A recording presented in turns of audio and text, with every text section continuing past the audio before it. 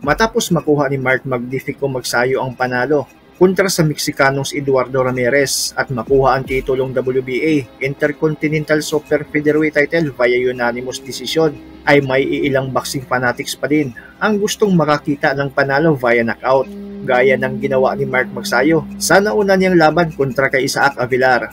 Marami kasi ang umaasa na patutulugin lang ni Magsayo itong si Ramirez. Bagamat bumagsak si Ramirez sa third round, ay mapapansing di agad tinapos ni Mark Magsayo ang laban.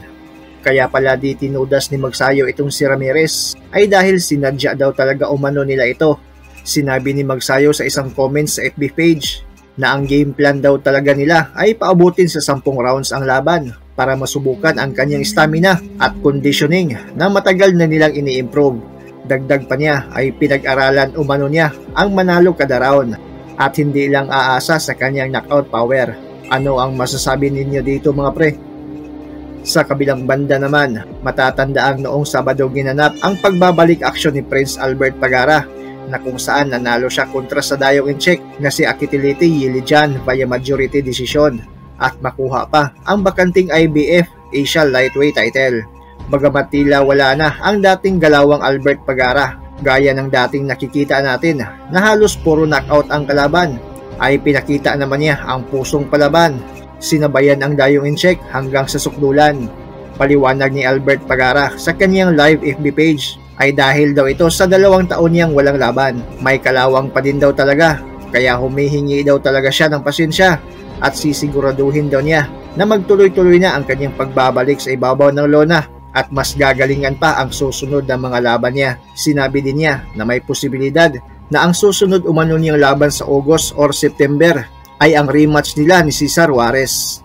Matatanda ang si Cesar Juarez ang kaisa-isang tumalo kay Albert Pagara na upset ng Mexicanong si Juarez ang Pinoy via 8-round knockout. Kasalukuyang may record si Pagara na 35 wins, only 1 defeat, 24 via knockout at may edad na 30. Habang 29 wins, 15 losses, 22 via knockout naman ang Mexicanong si Cesar Juarez at may edad na 32. Sa tingin ninyo mga pre, kung sakaling mangyari ang rematch ng dalawa, makakabawi na kaya si Prince Albert Pagara? Guys, una-una sa lahat, maraming salamat sa suporta. Pasensya po sa pinakita kong laban. Alam niyo naman is 2 years off. Hindi ko pa natanggal yung kalawang ko sa katawan. Sa susunod po, pagbubutihan ko. Abangan niyo ang susunod na laban ko. Tuloy-tuloy to. Tuloy-tuloy kong laban na to. Baka magre-rematch tayo ni Juarez, di ba? Kaya antay-antay na lang. Duwa na mo, I think August and September.